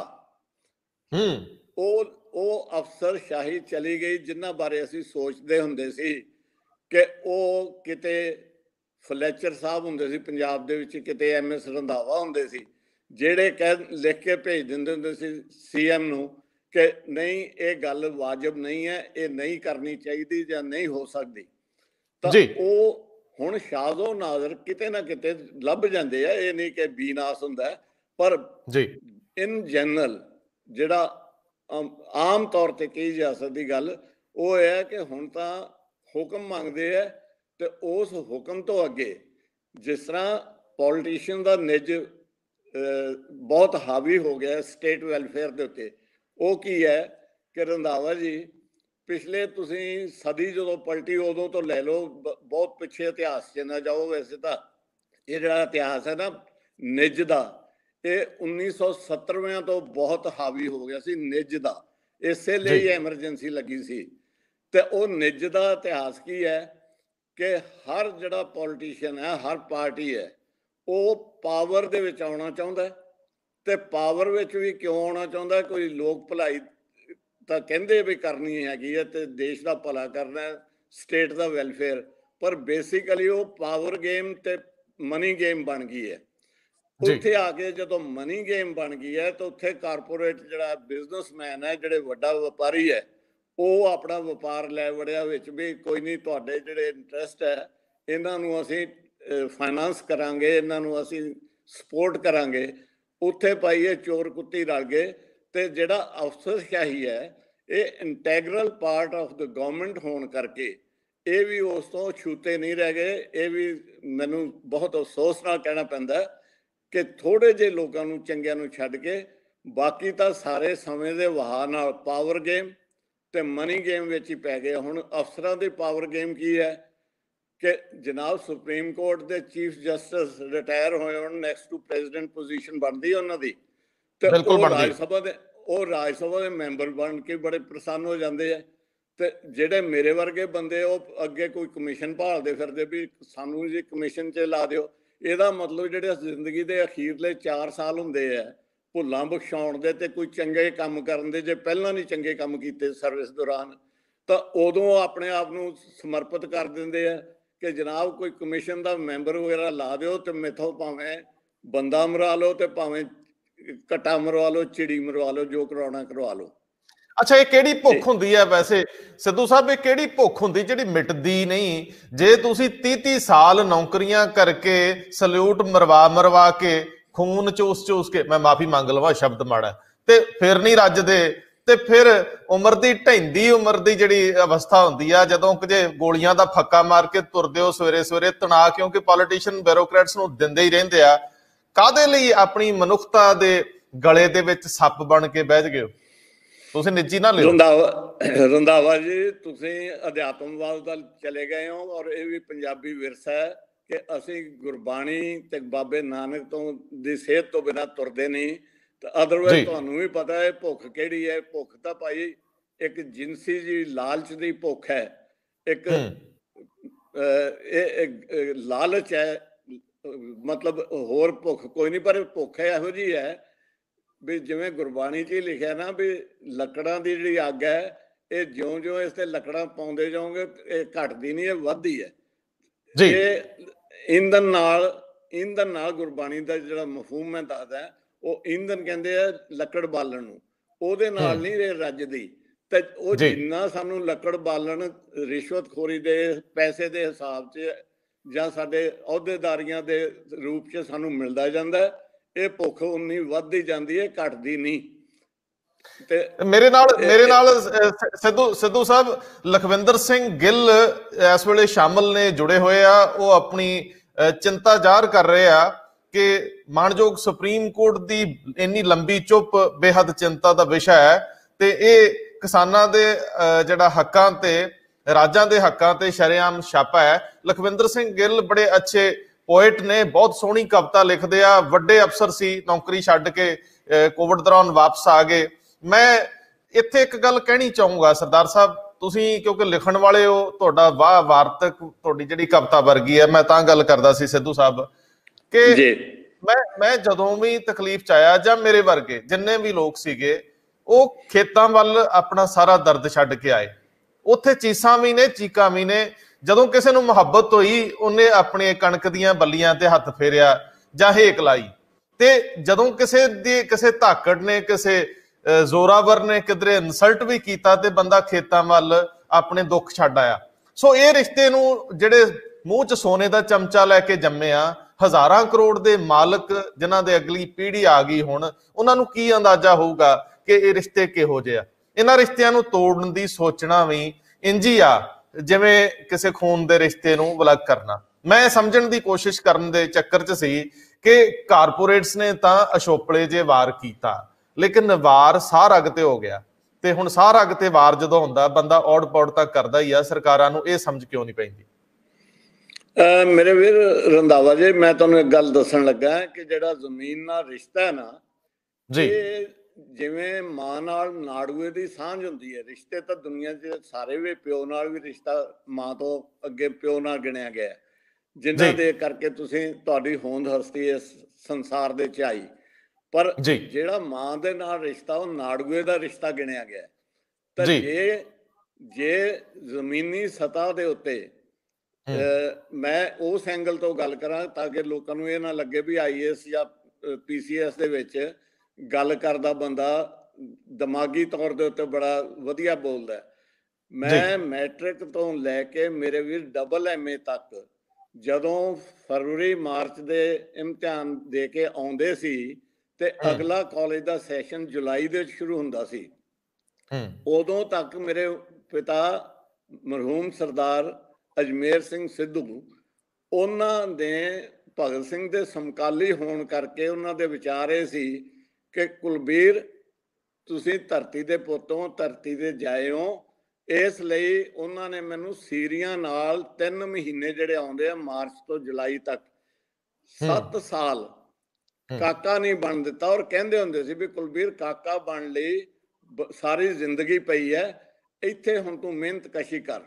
ਅੱਛਾ, ਉਹ ਜਿਹੜਾ ਜ਼ਮੀਨ ਦਾ ਅਹਿਸਾਸ ਵੈਸੇ ਤਾਂ ਸਭ ਨੂੰ ਹੀ ਹੈ ਜਿਨ੍ਹਾਂ ਦੀ ਕੋਈ 4 ਸਿਆੜ ਪੈਲੀ ਹੈਗੀ ਹੈ। ਜੇ ਪੈਲੀ ਨਹੀਂ ਯਾਰ, ਘਰ ਤਾਂ ਹੁੰਦਾ ਨਾ, ਉਹ ਜਿਹੜਾ ਮਾਲਕੀ ਦਾ ਅਹਿਸਾਸ ਹੈ ਨਾ, ਉਹ ਐਡਾ ਵਧੀਆ ਅਹਿਸਾਸ ਹੈ, ਦੁਨੀਆ ਦੇ ਸਭ ਤੋਂ ਵੱਡੇ ਅਹਿਸਾਸਾਂ ਵਿੱਚੋਂ ਅਹਿਸਾਸ ਹੈ ਕਿ ਤੁਹਾਡੇ ਕੋਲ ਕੋਈ ਘਰ ਮਕਾਨ ਕੋਈ ਜਾਇਦਾਦ ਦੀ ਮਾਲਕੀ ਹੈ, ਔਰ ਉਸ ਦੇ ਨਾਲ ਤੁਹਾਨੂੰ ਜਿਹੜਾ ਸਕੂਨ ਮਿਲਣ ਦੇ ਨਾਲ ਇੱਕ ਹੌਸਲਾ ਬੜਾ ਬਣਦਾ ਹੈ ਕਿ ਜੇ ਕੋਈ ਤੁਹਾਡੀ ਜ਼ਿੰਦਗੀ ਖਤਮ ਹੋ ਜਾਏ, ਚੱਲਦੇ ਜ਼ਿੰਦਗੀ ਦੇ ਸਫ਼ਰ ਵਿੱਚ ਤੁਹਾਡੀ ਨੌਕਰੀ ਖਤਮ ਹੋ ਜਾਏ, ਤੁਹਾਡੇ ਤੇ ਨੌਕਰੀ ਤੇ ਕੋਈ ਕਸ਼ਟ ਆ ਜਾਏ, ਚੰਗਾ ਕੰਮ ਕਰਦਿਆਂ ਮਾੜਾ ਕੰਮ ਕਰਦਿਆਂ, ਤਾਂ ਤੁਹਾਡੀ ਚਾਰ ਜਿਹੜਾ ਭੋਏ ਭੰਡ ਹੈ, ਚਾਰ ਸਿਆੜ ਹੈ, ਉਹ ਤੁਹਾਨੂੰ ਬੜੀ ਸਪੋਰਟ ਦਿੰਦੇ ਆ। ਅੱਜ ਜਿਹੜਾ ਟੋਟਲ ਮੁੱਦਾ ਨਾ, ਇਹ ਕਿਸੇ ਯੂਨੀਅਨ ਨਾਲ ਇਕੱਠਾ ਕੀਤਾ ਨਹੀਂ, ਉੱਥੇ ਇੰਨਾ 12 ਲੱਖ ਦਾ ਇਕੱਠ, 10 ਲੱਖ ਦਾ ਇਕੱਠ, ਇਹ ਸਭ ਦਾ ਇਕੱਠ ਇਹ ਹੈ ਕਿ ਸਾਡੀ ਮਾਂ ਧਰਤੀ ਜਿਹੜੀ ਸਦੀਆਂ ਤੋਂ ਪੀੜ੍ਹੀ ਦਰ ਪੀੜ੍ਹੀ, ਭਾਵੇਂ ਉਹਦੀਆਂ ਹੱਦਾਂ ਛੋਟੀਆਂ ਹੁੰਦੀਆਂ ਗਈਆਂ, ਜ਼ਗੀਰਦਾਰੀ ਤੋਂ 2.5 ਏਕੜ ਤੇ ਸਮਾਲ ਮਾਰਜਨਲ ਫਾਰਮਰ ਬਣ ਗਏ ਹੈ, ਪਰ ਉਹ ਲੋਕ ਉੱਥੇ ਬੈਠੇ ਨੇ। ਔਰ ਜਿਵੇਂ ਜੰਗ ਦੇ ਵਿੱਚ ਪੁਰਾਣੀਆਂ ਕਹਿੰਦੇ ਆ ਸਵਾਣੀਆਂ ਜਿਹੜੀਆਂ ਹੁੰਦੀਆਂ ਸੀ, ਘਰਾਂ ਵਾਲੀਆਂ ਹੁੰਦੀਆਂ ਸੀ, ਉਹ ਆਪਣੇ ਘਰ ਵਾਲਿਆਂ ਨੂੰ ਖੁਸ਼ੀ ਖੁਸ਼ੀ ਜੰਗ ਦੇ ਵਿੱਚ ਜਦੋਂ ਦੇਸ਼ ਤੇ ਭੀੜ ਬਣਦੀ ਸੀ ਤੋਰਦੀਆਂ ਸੀ। ਉਸੇ ਤਰ੍ਹਾਂ ਅੱਜ ਘਰ ਵਾਲੀਆਂ ਬਜ਼ੁਰਗਾਂ ਨੂੰ ਖਾਸ ਤੌਰ ਤੇ ਕਹਿੰਦੀਆਂ, ਤੂੰ ਇੱਥੇ ਬੈਠਾ ਵਿਹਲਾ ਕੀ ਕਰਦਾ ਚੌਰਿਆ, ਜਾਂ ਉੱਥੇ ਆਪਦੇ ਪੁੱਤ ਪੋਤਿਆਂ ਦੀ ਜ਼ਮੀਨ ਜੇ ਬਚਾ ਸਕਦਾ ਬਚਾ ਲਾ। ਔਰ ਇਸ ਨੂੰ ਅਸੀਂ ਹੁਣ ਤੱਕ ਸਾਰੇ ਸਮਝ ਗਏ ਹਾਂ ਕਿ ਇਹ ਐਕਟਸ ਦੇ ਪਿੱਛੇ ਬਿਲਕੁਲ ਵਰਲਡ ਟ੍ਰੇਡ ਆਰਗੇਨਾਈਜੇਸ਼ਨ ਦਾ ਕਨਸੈਪਟ ਹੈਗਾ, ਇਹਦੇ ਪਿੱਛੇ IMF ਦਾ ਹੈਗਾ, ਸਭ ਕੁਝ ਹੈਗਾ। ਪਰ ਜਿਹੜੀ ਬੇਸਿਕ ਸੱਟ ਹੈ ਨਾ, ਜਿਹੜੀ ਨੂੰ ਕੋਈ ਬੰਦਾ, ਨਾ ਕਿਸਾਨ ਮਜ਼ਦੂਰ, ਨਾ ਉਹਦੇ ਨਾਲ ਕੋਈ ਇੰਡਸਟਰੀ ਦਾ, ਨਾ ਕੋਈ ਈਵਨ ਕੰਜ਼ਿਊਮਰ, ਉਹ ਵੀ ਨਹੀਂ ਰਿਕਨਸਾਈਲ ਕਰ ਰਿਹਾ। ਉਹ ਇਹ ਨਹੀਂ ਕਰ ਰਿਹਾ ਕਿ ਯਾਰ ਸਾਡੇ ਕੋਲ ਜਿਹੜੀ ਚਾਰ ਸਿਆੜ ਹੈ ਇਹ ਵੀ ਨਹੀਂ ਰਹਿਣੀ। ਆਹ ਸਭ ਤੋਂ ਵੱਡਾ ਜਿਹੜਾ ਪੂਛ ਰੋਗ ਹੈ, ਇਸ ਦਾ ਸਾਰਿਆਂ ਨਾਲੋਂ ਵੱਡਾ ਮਸਲਾ ਹੈ। ਉਹ ਇੱਕ ਪਾਸੇ ਇਹ ਹੈ ਤੇ ਦੂਜੇ ਪਾਸੇ ਇਹ ਹੈਗਾ ਮਾਈਕਰੋ ਲੈਵਲ, ਧਰਤੀ ਦਾ ਲੈਵਲ। ਇੱਕ ਹੈਗਾ ਹਾਇਰ ਮੈਥਮੈਟਿਕਸ ਦਾ ਮੈਕਰੋ ਲੈਵਲ, ਜਿਹਦੇ ਉੱਤੇ ਭਾਰਤ ਸਰਕਾਰ ਆਪਣੇ ਆਪ ਨੂੰ ਜਸਟੀਫਾਈ ਕਰਦੀ ਹੈ। ਕਰ ਕੀ ਰਹੀ ਹੈ ਕਿ ਅਸੀਂ ਸਮੁੱਚੇ ਦੇਸ਼ ਦੇ ਹਿੱਤ ਵਿੱਚ ਇਹ ਫੈਸਲਾ ਲਿਆ ਹੈ ਤੇ ਇਹ ਦੇਸ਼ ਦੇ ਤੇ ਕਿਸਾਨਾਂ ਦੇ ਹਿੱਤ ਵਿੱਚ ਹੋਵੇਗਾ ਦੇ ਉੱਤੇ ਸਰਕਾਰ ਦੇ ਪਿਛਲੇ 5-7 ਸਾਲ ਤੋਂ ਤੇ ਸਰਕਾਰਾਂ ਦੀ ਪਿਛਲੇ 20 ਸਾਲ ਤੋਂ, ਭਾਵੇਂ ਕਾਂਗਰਸ ਸਰਕਾਰ ਵੀ ਰਹੀ, ਉਹਨਾਂ ਦੀ ਕ੍ਰੈਡੀਬਿਲਿਟੀ ਜੁਮਲਾਬਾਜ਼ੀ ਤੱਕ ਹੀ ਸਾਬਤ ਹੋਈ ਹੈ। ਇਹ ਜਿਹੜਾ ਬਹੁਤ ਵੱਡਾ ਇੱਕ ਕ੍ਰਾਂਤੀਕਾਰੀ ਮੋੜ ਆਇਆ, ਪਰਮਾਤਮਾ ਸੁੱਖ ਰੱਖੇ ਕਿ ਇਹ ਜਿਹੜਾ ਕ੍ਰਾਂਤੀਕਾਰੀ ਮੋੜ ਹੈ, ਇਹਦੇ ਤੋਂ ਅਸੀਂ ਬਲੱਡਲੈਸਨੈਸ ਦੇ ਰਾਹੀਂ, ਬਲੱਡ ਸ਼ੈਡ ਤੋਂ ਬਿਨਾਂ ਹੀ ਅੱਗੇ ਪਹੁੰਚ ਜਾਈਏ। ਨਹੀਂ ਤਾਂ ਮੈਨੂੰ ਖਦਸ਼ਾ ਇਹ ਹੈ ਕਿ ਕਈ ਵਾਰੀ ਬਹੁਤ ਭਿਆਨਕ ਮੋੜ ਲੈ ਜਾਂਦੀਆਂ ਇਹੋ ਜਿਹੀਆਂ ਜਿਹੜੀਆਂ ਮੂਵਮੈਂਟਸ ਹੈਗੀਆਂ। ਜੀ ਇਹ ਸਿੱਧੂ ਸਾਹਿਬ ਤੁਸੀਂ ਬੜੀ ਪਤੇ ਦੀ ਗੱਲ ਕੀਤੀ ਹੈ ਕਿ ਖੂਨ ਖਰਾਬੇ ਤੋਂ ਬਿਨਾਂ ਜੇ ਅਸੀਂ ਵਾਪਸ ਮੁੜ ਜਾਂਦੇ ਹਾਂ, ਕੁਝ ਪ੍ਰਾਪਤੀ ਕਰਕੇ ਇਤਿਹਾਸ ਵਿੱਚ ਕਈ ਧੋ ਦਿਆਂਗੇ। ਜਦੋਂ ਅਕਸਰ ਕਿਹਾ ਗਿਆ ਕਿ ਮੂਵਮੈਂਟ ਖੜੀ ਕਰ ਲਈ, ਮੋਰਚਾ ਸਿਖਰ ਤੇ ਲੈ ਗਏ, ਲੇਕਿਨ ਸਿਖਰ ਤੋਂ ਸਿਰੋਂ ਡਿੱਗੇ। ਸਾਡੀ ਲੀਡਰਸ਼ਿਪ ਅਕਸਰ ਨਾ ਅਹਿਲ ਰਹੀ। ਸਾਨੂੰ ਅਜੇ ਵੀ ਗੁਲਾਬ ਜਾਮਨ ਖਾਣ ਵਾਲੇ ਕਹਿਤਾ ਗਿਆ ਜਦੋਂ ਰਾਜੀਵ ਲੌਂਗੋਵਾਲ ਸਮਝੌਤਾ ਹੁੰਦਾ ਹੈ। ਇਹਦੀ ਬੜੀ ਭਾਰੀ ਕੀਮਤ ਸੰਤ ਲੌਂਗੋਵਾਲ ਨੇ ਦਿੱਤੀ, ਲੇਕਿਨ ਕੌਮ ਦੀਆਂ ਭਾਵਨਾਵਾਂ ਨੂੰ ਪਿੱਛੇ ਰੱਖ ਕੇ ਜਦੋਂ ਕੋਈ ਫੈਸਲਾ ਕਰਦੇ ਹੋ, ਉਸ ਵੇਲੇ ਤੁਹਾਨੂੰ ਕੌਮ ਸਵੀਕਾਰ ਨਹੀਂ ਕਰਦੀ। ਇਸ ਮੌਕੇ ਵੀ ਸਭ ਤੋਂ ਵੱਡੀ ਮੁਸ਼ਕਲ ਇਹੀ ਬਣ ਗਈ ਆ ਕਿ ਕਿਸਾਨੀ ਲੀਡਰਸ਼ਿਪ ਦੇ ਪਿੱਛੇ ਲੋਕ ਭਾਵਨਾਵਾਂ ਦਾ ਹੜਾ, ਜਜ਼ਬਿਆਂ ਦਾ ਸੈਲਾਬ ਆ, ਉਹਨੂੰ ਉਲੰਘ ਕੇ ਕੋਈ ਫੈਸਲਾ ਕਰਨਾ ਕਿਸਾਨੀ ਲੀਡਰਸ਼ਿਪ ਲਈ ਵੀ ਬਹੁਤ ਔਖਾ। ਜੋਗਿੰਦਰ ਸਿੰਘ ਨਾਨੋਵਾਲੀਆ ਕਿੱਤੇ ਪੱਖੋਂ ਇੰਜੀਨੀਅਰ ਨੇ, ਇਹਨਾਂ ਨੇ ਆਪਣੀ ਪੁੱਤਰੀ ਨੂੰ IAS ਬਣਾਇਆ, ਪਿੱਛੇ ਸਿਲੈਕਟ ਹੋਏ, ਲਗਾਤਾਰ ਸਾਡੇ ਨਾਲ ਜੁੜੇ ਆ। ਸਰਦਾਰ ਸਾਹਿਬ ਸਾਨੂੰ ਲਗਾਤਾਰ ਕਮੈਂਟ ਕਰ ਰਿਹਾ, ਇਹ ਖੇਤਾਂ ਦੇ ਉਹ ਪੁੱਤ ਆ ਜਿਨ੍ਹਾਂ ਨਸ਼ਿਆਂ ਦੇ ਖਿਲਾਫ ਵੀ ਨਿੱਠ ਕੇ ਲੜਾਈ ਕੀਤੀ, ਜੰਗ ਲੜੀ, ਜੇਬ ਦੇ ਵਿੱਚੋਂ ਪੈਸੇ ਖਰਚੇ, ਪੁੱਤਰਾਂ ਧੀਆਂ ਲਈ ਖੇਤਾਂ ਦੇ ਵਿੱਚੋਂ ਕਿਰਤ ਕਰਕੇ ਉਹਨਾਂ ਨੂੰ ਅੱਗੇ ਖੜਿਆ। ਮੈਨੂੰ ਖੁਸ਼ੀ ਹੈ ਕਿ ਬਹੁਤ ਸਾਰੇ ਮੁਹੱਬਤੀ ਇਨਸਾਨ ਸਾਨੂੰ ਐਪਰੀਸ਼ੀਏਟ ਕਰਦੇ ਆ, ਸਾਡੇ ਸਿਰ ਤੇ ਹੱਥ ਰੱਖਦੇ ਆ। ਮੈਂ ਸਿੱਧੂ ਸਾਹਿਬ ਕਿਉਂਕਿ ਤੁਹਾਡੇ ਅਨੁਭਵ ਦਾ ਫਾਇਦਾ ਚੱਕਣਾ ਚਾਹੁੰਦਾ, ਹਾਲਾਂਕਿ ਮੈਨੂੰ ਪਤਾ ਕਿ ਅੱਜ ਟੈਕਨੀਕਲੀ ਕੁਝ ਸਮੱਸਿਆ ਹੈ, ਤੁਸੀਂ ਆਪਣੇ ਫੋਨ ਨੂੰ ਹੱਥ 'ਚ ਲੈ ਕੇ ਗੱਲ ਕਰ ਰਹੇ ਹੋ, ਅਸੀਂ ਕਾਹਲੀ ਦੇ ਵਿੱਚ ਸਿਸਟਮ ਨੂੰ ਸੈਟਲ ਨਹੀਂ ਕਰ ਪਾਏ, ਪਰ ਤੁਹਾਡੇ ਵਿਚਾਰ, ਤੁਹਾਡਾ ਥਾਟ ਪ੍ਰੋਸੈਸ, ਤੁਹਾਡੇ ਸ਼ਬਦਾਂ ਦੀ ਜਾਦੂਗਰੀ ਸਾਨੂੰ ਜ਼ਿਆਦਾ ਮੁਹੱਬਤੀ ਆ। ਤੁਸੀਂ ਸਰਵਿਸ ਦੌਰਾਨ ਚੰਗਾ ਕੰਮ ਕੀਤਾ। ਮੈਂ ਇਹ ਸਮਝਦਾ ਹਾਂ ਕਿ ਇਸ ਮੌਕੇ ਤੇ ਕਿਸਾਨ ਆਗੂਆਂ ਲਈ ਸਭ ਤੋਂ ਔਖਾ ਦੌਰ ਹੋਊਗਾ ਕਿ ਨੈਗੋਸੀਏਸ਼ਨ ਦੇ ਵਿੱਚ ਆਪਣੇ ਸਟੈਂਡ ਤੋਂ ਇੱਕ ਕਦਮ ਵੀ ਪਿੱਛੇ ਆਉਣਾ ਲੋਕਾਂ ਦੀਆਂ ਭਾਵਨਾਵਾਂ ਨਾਲ ਖਿਲਵਾੜ ਵਰਗਾ ਹੈ। ਗਦਾਰੀ ਦੇ ਕਨਸੈਪਟ ਪੰਜਾਬੀਆਂ ਦੇ ਹਿੱਸੇ ਆਏ ਆ, ਇਹਨਾਂ ਨੇ ਜਿਹਨੂੰ ਮਰਜ਼ੀ ਫਤਵਾ ਦੇ ਦਿੱਤਾ ਕਿ ਇਹ ਤਾਂ ਗਦਾਰ ਹੈ, ਲੇਕਿਨ ਮੁਸ਼ਕਲ ਹਾਲਾਤਾਂ ਦੇ ਵਿੱਚ ਕੇਂਦਰ ਨਾਲ ਗੱਲਬਾਤ ਕਰਨੀ ਔਰ ਕੇਂਦਰ ਦੇ ਨਰਿੰਦਰ ਮੋਦੀ ਵਰਗੇ ਸ਼ਾਸਕ ਨੂੰ ਇਸ ਗੱਲ ਲਈ ਮਨਾਉਣਾ ਕਿ ਉਹ ਕਾਨੂੰਨ ਵਾਪਸ ਲਵੇ, ਇਹ ਟੇਢੀ ਖੀਰ ਬਣਦਾ ਜਾ ਰਿਹਾ। ਤੁਹਾਡਾ ਅਨੁਭਵ ਕੀ ਕਹਿੰਦਾ ਹੈ ਕਿ ਸਰਕਾਰ ਮੰਨ ਜੂ, ਇਹ ਵਾਪਸ ਹੋਣਗੇ ਕਾਨੂੰਨ, ਜਾਂ ਸੁਪਰੀਮ ਕੋਰਟ ਦੇ ਕਿਸੇ ਫੈਸਲੇ ਤੋਂ ਬਾਅਦ ਅਗਲੀ ਗੱਲ ਤੁਰੂਗੀ? ਇਹਦੇ ਉੱਤੇ ਤੁਹਾਡੀ ਟਿੱਪਣੀ ਜ਼ਰੂਰ ਚਾਹੂੰਗਾ। ਰੰਧਾਵਾ ਜੀ, ਪਹਿਲਾਂ ਤਾਂ ਮੈਂ ਉਹ ਗੱਲ ਕਰਾਂਗਾ ਕਿ ਜਿਹੜਾ ਤੁਹਾਡਾ ਅੱਜ ਮੈਂ ਪਹਿਲੇ ਵਾਰੀ 2-3 ਮਹੀਨਿਆਂ ਦੇ ਆਪਣਾ ਚੰਗਾ ਸਹਿਚਾਰ ਹੈ, ਸ਼ੁਰੂ ਤੋਂ 20-30 ਸਾਲ ਤੋਂ ਆਪਣਾ ਸਹਿਚਾਰ ਹੈ, ਤੇ 2-3 ਮਹੀਨਿਆਂ ਤੋਂ ਮੈਂ ਇਹ ਕੋਸ਼ਿਸ਼ ਕਰਦਾ ਰਿਹਾ ਕਿ ਕਰੋਨਾ ਐਟਮੋਸਫੀਅਰ ਚੋਂ ਨਿਕਲ ਕੇ, ਠੰਡ ਦੇ ਮੌਸਮ ਨੂੰ ਨਿਕਲ ਕੇ ਤੁਹਾਡੇ ਨਾਲ ਤੁਹਾਡੇ ਸਟੂਡੀਓ 'ਚ ਆ ਕੇ ਇੰਟਰਵਿਊ ਕਰਾਂ, ਪਰ ਤੁਸੀਂ ਬਜ਼ਿੱਦ ਸੀ ਕਿ ਬੁੱਢੇ ਤੋਤੇ ਨੂੰ ਪੜ੍ਹਾਉਣਾ ਹੀ ਹੈ, ਤੇ ਤੁਸੀਂ ਆ ਮੈਨੂੰ ਲਿੰਕ ਵਗੈਰਾ ਭੇਜ ਕੇ ਤੇ ਆ ਮੈਨੂੰ ਗੱਲ ਯਾਦ ਕਰਾਤੀ। ਟੈਕਨੋਲੋਜੀ ਦੇ ਪੱਖੋਂ ਮੇਰੇ ਬੇਟੇ ਦੋਨੋਂ ਇੰਜੀਨੀਅਰ ਹੈ, ਦੋਨੋਂ ਨੂੰਹ ਰਾਣੀਆਂ ਇੰਜੀਨੀਅਰ ਨੇ, ਤੇ ਉਹਨਾਂ ਨੂੰ ਕਦੇ ਕਦੇ ਮੈਂ ਮੋਬਾਈਲ ਦੀ ਕੋਈ ਗੱਲ ਪੁੱਛਦਾ ਨਾ ਤੇ ਉਹ ਦੱਸਦੇ ਰਹੇ। ਫਿਰ ਤੁਹਾਨੂੰ ਪਤਾ ਬੱਚਿਆਂ ਦੀ ਪੇਸ਼ੈਂਸ ਮਾਂ ਪਿਓ ਵਾਲੀ ਤਾਂ ਹੁੰਦੀ ਨਹੀਂ। ਕਿਸੇ ਪਿਓ ਨੂੰ ਇੱਕ ਪੁੱਤ ਨੇ 30 ਵਾਰੀ ਪੁੱਛਿਆ ਸੀ ਵੀ ਇਹ ਕੀ ਬੈਠਾ, ਉਹ ਕਹਿੰਦਾ ਕਾਂ ਬੈਠਾ। ਤੇ ਹੁਣ ਮੁੰਡਿਆਂ ਦੀ ਬੱਚਿਆਂ ਦੀ ਉਹ ਪੇਸ਼ੈਂਸ ਹੈ ਨਹੀਂ। ਤੇ ਇੱਕ ਦਿਨ ਮੈਨੂੰ ਕਹਿੰਦੇ ਵੀ ਪਾਪਾ DC ਕਿਵੇਂ ਬਣੇ ਸੀ, ਤੇ ਮੈਂ ਇਹ ਪਹਿਲਾਂ ਤਾਂ ਮੈਨੂੰ ਬੁਰਾ ਲੱਗਿਆ, ਮੈਂ ਵਾਹਵਾ ਘੂਰੇ, ਪਰ ਫਿਰ ਮੈਂ ਉਹਨਾਂ ਨੂੰ ਇਹ ਕਹਿ ਕੇ ਖੜਾ ਛਡਾਇਆ ਵੀ ਭਾਈ ਸਿਫਾਰਸ਼ੀ ਹੁੰਦੇ ਸੀ, ਸਾਡੇ ਵੇਲੇ ਸਿਫਾਰਿਸ਼ ਨਾਲ ਹੀ ਸਾਰੇ ਕੰਮ ਚੱਲਦੇ, ਤਾਂ ਸਿਫਾਰਿਸ਼ ਲਾ ਕੇ DC ਬਣ ਗਏ ਸੀ। ਸੋ ਇਹ ਤਾਂ ਤੁਹਾਡੀ ਹੈਗੀ ਹੈ ਵੀ, ਇਹ ਤਾਂ ਤੁਹਾਡੀ ਗੱਲ ਹੈ ਵੀ ਮੈਂ ਇੱਕ ਪੈਸ਼ਨ ਹੈ ਕਿ ਅੱਜ ਵੀ ਪੰਜਾਬ ਦੇ ਸਮੁੱਚੇ ਦੇਸ਼ ਦੇ ਹਿੱਤ ਵਿੱਚ ਰਹੇ ਹਾਂ। ਉਹ ਦਾਇਰਾ ਸਾਡਾ ਵੈਲਫੇਅਰ ਸੀ, ਅੱਗੇ ਅਸੀਂ ਆਪਣਾ ਰਾਹ ਬਦਲ ਲਿਆ, ਉਹ ਗੱਲ ਵੱਖਰੀ ਹੈ। ਤਾਂ ਅੱਜ ਵੀ ਮੇਰੇ ਮਨ 'ਚ ਇਹ ਸੀ ਵੀ ਮੈਂ ਕੀ ਕੰਟਰੀਬਿਊਟ ਕਰ ਸਕਦਾ। ਚਲੋ ਮੇਰਾ ਚਿਹਰਾ ਚੰਗਾ ਨਾ ਆਊਗਾ, ਹਿਲਦਾ ਜਾਂ ਦਿਸੂਗਾ, ਕੁਛ ਵੀ ਹੋਵੇ, ਜਿਵੇਂ ਬੁੜੇ ਦਾ ਸਿਰ ਹਿੱਲਣ ਲੱਗ ਪੈਂਦਾ, ਪਰ ਮੈਂ ਗੱਲ ਕਰਨੀ ਚਾਹੁੰਦਾ ਸੀ। ਹੁਣ ਰਹਿ ਗਈ ਗੱਲ ਤੁਸੀਂ ਕਿ ਸਰਕਾਰ ਕੀ ਕਹਿੰਦੀ ਹੈ ਤੇ ਇਹ ਉਸ ਮੋੜ ਤੋਂ ਮੁੜਨ ਦਾ ਤਰੀਕਾ ਕੀ ਹੈ। ਦੇਖੋ, ਜੇ ਤਾਂ ਵਰਲਡ ਟ੍ਰੇਡ ਆਰਗੇਨਾਈਜੇਸ਼ਨ ਦੀਆਂ ਸ਼ਰਤਾਂ ਨੂੰ ਪੂਰਾ ਕਰਨ ਦੀ ਗੱਲ ਕਰੀਏ, ਕੁਆਲਿਟੀ ਵਾਈਜ਼ ਕੁਆਂਟੀਟੀ ਵਾਈਜ਼, ਤਾਂ ਸਰਕਾਰ ਦਾ ਅੱਜ ਵੀ ਨਜ਼ਰੀਆ ਠੀਕ ਹੈ ਕਿ ਭਾਈ ਸਾਨੂੰ ਕੰਪੀਟੀਟਿਵ ਫਾਰਮਿੰਗ ਤੇ ਆਉਣਾ ਪਊਗਾ, ਸਾਨੂੰ ਡਾਈਵਰਸੀਫਿਕੇਸ਼ਨ ਤੇ ਆਉਣਾ ਪਊਗਾ। ਪਰ ਹੁਣ ਗੱਲ ਲਿਆਓ ਕਿ ਬਠਿੰਡੇ ਦੇ, ਜਿੱਥੋਂ ਦਾ ਮੈਂ ਰਹਿਣ ਵਾਲਾ, ਬਠਿੰਡੇ ਜ਼ਿਲ੍ਹੇ ਦਾ, ਉੱਥੇ ਟਿੱਬਿਆਂ 'ਚ ਝੋਨਾ ਲਾਉਣ ਸਾਨੂੰ ਕਿਹਨੇ ਲਾਇਆ ਸੀ? ਉਹ ਵੀ ਤਾਂ ਸਰਕਾਰ ਨੇ ਲਾਇਆ ਸੀ। PL 480 ਤੋਂ ਖਹਿੜਾ ਛਡਾਉਣ ਲਈ ਜਦੋਂ ਗ੍ਰੀਨ ਰੈਵੋਲੂਸ਼ਨ ਲਿਆਂਦਾ, ਸਰਦਾਰ ਮਹਿੰਦਰ ਸਿੰਘ ਰੰਧਾਵਾ ਨੂੰ ਵਾਈਸ ਚਾਂਸਲਰ ਬਣਾਇਆ ਗਿਆ ਪੰਜਾਬ ਐਗਰੀਕਲਚਰ ਯੂਨੀਵਰਸਿਟੀ ਦਾ। ਮੈਂ ਉਹਨਾਂ ਨੂੰ ਇਸ ਲਈ ਕੋਟ ਕਰਦਾ ਕਿ ਉਹ ਸਾਡੇ ਰੋਲ ਮਾਡਲ ਰਹੇ ਨੇ, ਔਰ ਉਹ ICS ਵੀ ਸੀ ਤੇ ਐਕੈਡੈਮਿਕ ਤੌਰ ਦੇ ਉੱਤੇ ਵਾਈਸ ਚਾਂਸਲਰ DSC ਸਨ।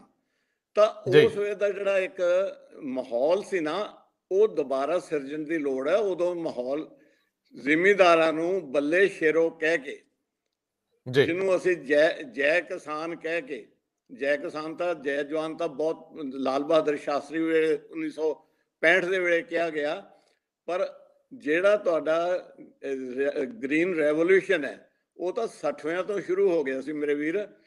ਉਦੋਂ ਦੇਸ਼ ਦੇ ਸੰਕਟ ਨੂੰ ਜਦੋਂ ਜ਼ਿਮੀਂਦਾਰਾਂ ਦੇ ਸਾਹਮਣੇ ਪੁੱਟ ਕੀਤਾ ਗਿਆ, ਉਹਨਾਂ ਨੂੰ ਇਨਸੈਂਟਿਵ ਦਿੱਤੇ ਗਏ, ਉਹਨਾਂ ਨੂੰ ਸੇਧ ਦਿੱਤੀ ਗਈ, ਤਾਂ ਉਹਨਾਂ ਨੇ ਅੱਜ ਤੁਹਾਨੂੰ ਜਿਹੜਾ ਤੁਸੀਂ ਬਾਰ-ਬਾਰ ਦੁਹਰਾਉਂਦੇ ਹੋ ਫੂਡ ਸਰਪਲਸ ਬਣਾ ਦਿੱਤਾ।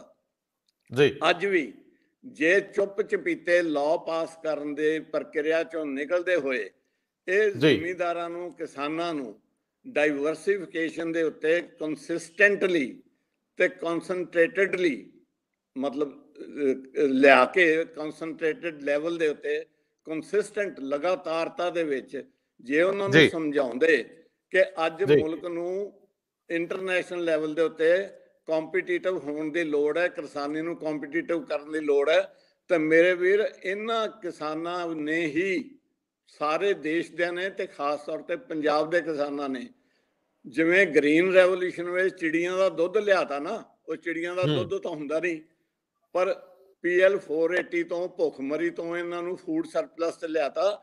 ਤਾਂ ਅੱਜ ਵੀ ਕਿਸਾਨਾਂ ਨੂੰ ਜੇ ਅੱਜ ਵੀ ਬੁੱਕਲ 'ਚ ਲੈ ਲੈਣਾ ਤੇ ਉਹਨਾਂ ਦੇ ਨਾਲ ਆਪਦੇ ਮਨ ਕੀ ਬਾਤ ਸੱਚੀ ਸੁੱਚੀ ਕਰ ਦੇਣ, ਤਾਂ ਮੇਰਾ ਖਿਆਲ ਹੈ ਮੇਰੇ ਵੀਰ, ਅੱਜ ਵੀ ਇਹੀ ਕਿਸਾਨ ਤੁਹਾਡੇ ਇੰਟਰਨੈਸ਼ਨਲ ਮੋਨਿਟਰੀ ਫੰਡ ਦੀਆਂ ਵੀ ਸ਼ਰਤਾਂ ਪੂਰੀਆਂ ਕਰ ਦੇਣਗੇ ਤੇ ਇਹ ਪੂਰਾ ਕਰ ਦੇਣਗੇ, ਤੁਹਾਡੇ ਵਰਲਡ ਟ੍ਰੇਡ ਆਰਗੇਨਾਈਜੇਸ਼ਨ ਤੇ ਗੈਟ ਦੀਆਂ ਸ਼ਰਤਾਂ ਵੀ ਪੂਰੀਆਂ ਕਰ ਦੇਣਗੇ। ਮੈਂ ਸਰ ਤੁਹਾਡੀ ਆਪਣੀ ਮਨਸ਼ਾ, ਪ੍ਰੋਵਾਈਡਡ ਤੁਹਾਡੀ ਆਪਣੀ ਮਨਸ਼ਾ ਸਾਫ਼ ਹੋਵੇ ਜੀ। ਜੀ ਮੈਂ ਸਰ ਹੁਣ ਥੋੜਾ ਜਿਹਾ ਨਾ ਜੀ, ਹੁਣ ਤੁਹਾਡਾ ਜਿਹੜਾ ਜੌਨਰ ਹੈ, ਜਿਹੜਾ ਤੁਹਾਡਾ ਮਨਪਸੰਦੀਦਾ ਵਿਸ਼ਾ ਹੈ, ਮੈਂ ਉਹਦੇ ਤੇ ਆਉਣਾ ਹੈ। ਕੁਝ ਪਲ ਆਪਾਂ ਇਸ ਇਕੱਠੇ ਆ, ਤੁਹਾਡੀ ਬਾਂਹ ਥੱਕ ਗਈ ਹੋਣੀ ਮੈਨੂੰ ਪਤਾ ਹੈ, ਪਰ ਚਲੋ ਕੁਛ ਨਹੀਂ। ਉਹ ਜਦੋਂ ਹਲ ਵਾਉਂਦੇ ਸੀ ਤੇ ਹਲ ਦੇ ਮੁੰਨੇ ਤੇ ਹੱਥ ਨਹੀਂ ਸੀ ਥੱਕਦਾ, ਉਵੇਂ ਅੱਜ ਵੀ ਨਹੀਂ ਹੱਥ ਥੱਕਦਾ ਜੀ। ਅੱਛਾ ਸਿੱਧੂ ਸਾਹਿਬ ਮੈਨੂੰ ਇਹ ਦੱਸਿਓ, ਅੱਛਾ ਹੁਣ ਇਮਾਨਦਾਰ ਹੋ ਜਾਓ, ਗੱਲ ਯਾਦ ਆ ਗਈ, ਤੁਸੀਂ ਗੁਰਦਾਸਪੁਰ ਦੇ ਹੋ। ਹਾਂਜੀ ਗੁਰਦਾਸਪੁਰ ਦੇ, ਤੇ ਮੈਂ ਗੁਰਦਾਸਪੁਰ ਦਾ ਵੀ DC ਰਿਹਾ ਤੇ ਇਹ ਗੱਲਾਂ ਮਸ਼ਹੂਰ ਸੀ ਤੇ ਐਵੇਂ ਕਹਾਣੀਆਂ ਨਹੀਂ ਸੀ, ਸੱਚੀਆਂ ਸੀ ਵੀ ਜਦੋਂ ਬੋਲੀ ਲੱਗਦੀ ਸੀ ਮੰਡੀਆਂ 'ਚ ਤੇ ਐ ਨਹੀਂ ਪਤਾ ਹੁੰਦਾ ਵੀ DC ਕਿਹੜੀ ਢੇਰੀ ਤੇ ਬੈਠਾ ਹੋਊਗਾ। ਉਹ ਵੀ ਜਿਹੜੀ ਮੈਨੂੰ ਕਿਸਾਨੀ ਦੇ ਮੇਰੇ ਪਿਤਾ ਨੇ, ਮੇਰੇ ਪਾਪਾ ਜੀ ਨੇ ਚਿਣਗ ਲਾਈ ਸੀ ਨਾ, ਉਹੀ ਸੀ। ਸੋ ਮੈਂ ਥੱਕਦਾ ਨਹੀਂ, ਤੁਸੀਂ ਮੈਨੂੰ ਯਥਾ ਸੰਭਵ ਜਿਹੜਾ ਕੋਈ ਸਵਾਲ ਹੈ ਉਹ ਪੁੱਛੋ।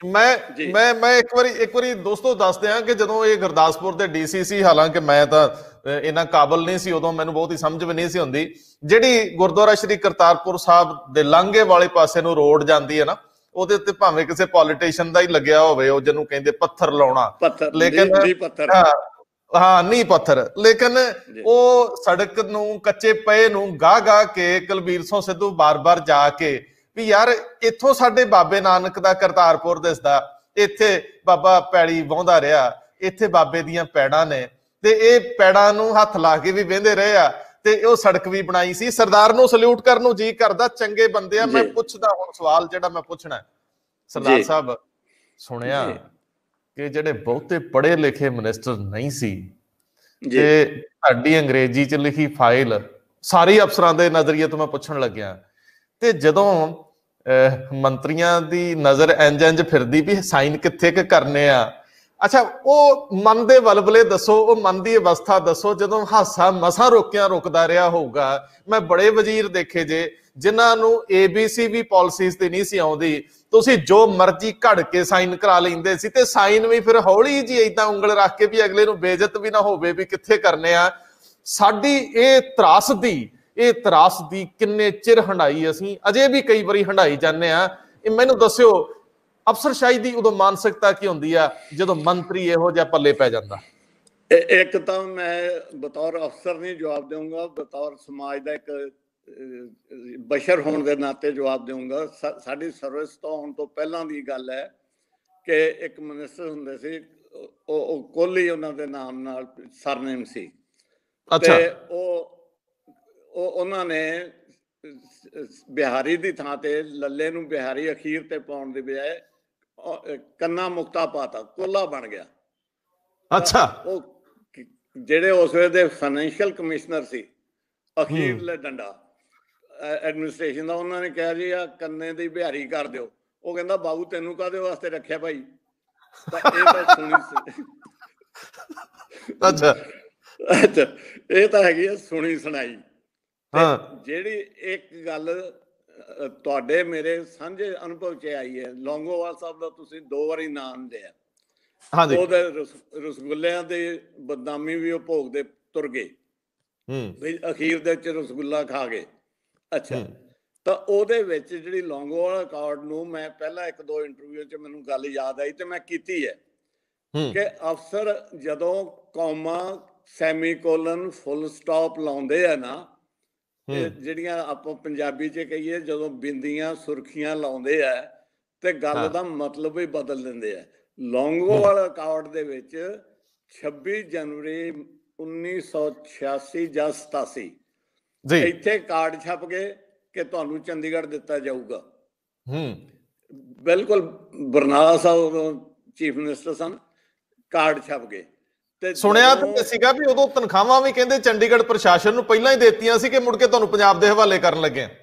ਜੀ ਜੀ, ਸਭ ਕੁਝ ਹੋ ਗਿਆ ਸੀ, ਪਰ ਉਸ ਵੇਲੇ ਸੈਂਟਰ ਸਰਕਾਰ ਨੇ ਉਹ ਪੁਰਾਣਾ ਜਿਹੜਾ ਲੌਂਗੋਵਾਲ ਅਕਾਰਡ ਸੀ ਉਹ ਕੱਢ ਕੇ ਬਹਿ ਗਏ ਤੇ ਉਹਦੇ ਵਿੱਚ ਇੱਕ ਇਹੋ ਜਿਹਾ ਸੱਪ ਠੂੰਹਾਂ ਛੱਡਿਆ ਗਿਆ ਸੀ ਕੰਨੇ ਔਂਕੜ ਦਾ ਕਿ ਮੇਰੇ ਵੀਰ ਉਹਦੇ 'ਚ ਲਿਖਿਆ ਸੀ ਕਿ subject to corridor to be given to Haryana. ਉਹ ਜਿਹੜਾ ਕੰਦੂ ਖੇੜੇ ਵਾਲਾ ਕੋਰੀਡੋਰ ਦੇਣਾ ਸੀ ਨਾ ਜੀ। ਅੱਛਾ, ਤੇ ਇਹ ਇੱਥੇ ਝੰਡਾ ਚਲਾਉਣ ਨੂੰ ਤੁਰੇ ਫਿਰਨ, ਚੰਡੀਗੜ੍ਹ ਨੂੰ ਆਪਣੀ ਰਾਜਧਾਨੀ ਬਣਾਉਣ ਲਈ ਕਾਰਡ ਛਪਵਾ ਲਏ ਤੇ ਤੁਹਾਡੇ ਕਹਿਣ ਦੇ ਮਤਲਬ ਤਨਖਾਹਾਂ ਵੀ ਲੈ ਲਈਆਂ। ਤਾਂ ਉੱਥੋਂ ਉਹਨਾਂ ਨੇ ਉਹ ਕੁੰਡੀ ਕੱਢ ਕੇ ਐਸੀ ਇਹਨਾਂ ਦੇ ਅੱਗੇ ਰੱਖੀ ਕਿ ਲੌਂਗੋਵਾਲ ਅਕਾਰਡ 'ਚ ਮੇਰੇ ਵੀਰ ਅੱਜ ਦੀ ਤਾਰੀਖ 'ਚ ਜੋ ਤੂੰ ਮੈਂ ਗੱਲ ਕਰ ਰਿਹਾ ਚੰਡੀਗੜ੍ਹ ਨਹੀਂ ਸਾਨੂੰ ਮਿਲਿਆ, ਬਾਕੀ ਸਭ ਕੁਝ ਮਿਲ ਗਿਆ, ਸਮਝ ਲਓ ਜੀ। ਪਰ ਮੈਂ ਗੱਲ ਤੁਸੀਂ ਅੱਧ 'ਚ ਛੱਡਤੀ ਆ ਕਿ ਅਫਸਰਸ਼ਾਹੀ ਦਾ ਜਿਹੜਾ ਆਪਣਾ ਰੋਲ ਹੈ ਇਸ ਸਥਿਤੀ 'ਚ ਜਦੋਂ ਫੈਸਲੇ ਲੈਣ ਵਾਲੀ ਧਿਰ, ਕਿਉਂਕਿ ਮੈਂ ਜਦੋਂ ਹੀ ਦੇਖਦਾ ਹਾਂ ਕਿ ਇਹ ਦੋ ਵੱਖਰੀ, ਇੱਕ ਤਾਂ ਕਾਰਜਪਾਲਿਕਾ 'ਚ ਤੁਸੀਂ ਆਉਂਦੇ ਹੋ ਤੇ ਕਾਨੂੰਨ ਘਾੜਨੀ ਵਿਧਾਨ ਪਾਲਿਕਾ ਇਹਨਾਂ ਕੋਲ ਹੈ। ਹੁਣ ਵਿਧਾਨ ਪਾਲਿਕਾ ਨੇ ਕਾਨੂੰਨ ਬਣਾਉਣਾ ਤੇ ਲਾਗੂ ਤੁਸੀਂ ਕਰਨਾ। ਅੱਛਾ, ਲਾਗੂ ਇਹ ਕਰੀ ਜਾਂਦੇ ਆ ਤੇ ਕਾਨੂੰਨ ਬਣਾਉਣ ਤੁਹਾਨੂੰ ਲਾ ਛੱਡਦੇ ਆ, ਕਹਿੰਦੇ ਜੀ ਤੁਸੀਂ ਇਹ ਦੇਖਿਓ ਜੀ ਤੁਸੀਂ ਇਹ ਬਣਾ ਕੇ ਲਿਆਇਓ। ਅਫਸਰ ਨੂੰ ਕਹਿ ਦਿੰਦੇ ਆ ਵੀ ਇਹ ਕੀ ਕਰਨਾ ਹੈ, ਨੀਤੀ ਵੀ ਅਫਸਰ ਬਣਾਵੇ, ਲਾਗੂ ਕਰਨ ਵਾਲੀ ਕਹਿੰਦੇ ਬਦਲੀਆਂ ਵੀ ਅਸੀਂ ਕਰਨੀਆਂ, SHO ਵੀ ਅਸੀਂ ਲਾਉਣਾ, ਤਹਿਸੀਲਦਾਰ ਵੀ ਅਸੀਂ ਲਾਉਣਾ, ਮਹਿਕਮੇ ਦੀਆਂ ਸਾਰੀਆਂ ਕਿਹੜੀਆਂ ਪੋਸਟਾਂ ਕਿੱਦਾਂ ਉਹ ਸਾਰੀਆਂ ਅਸੀਂ ਕਰਨੀਆਂ। ਅੱਜ ਕੱਲ ਮਿਨਿਸਟਰਾਂ ਨੂੰ ਕੰਮ ਦੂਜਾ ਕਿਹੜਾ ਰਹਿ ਗਿਆ।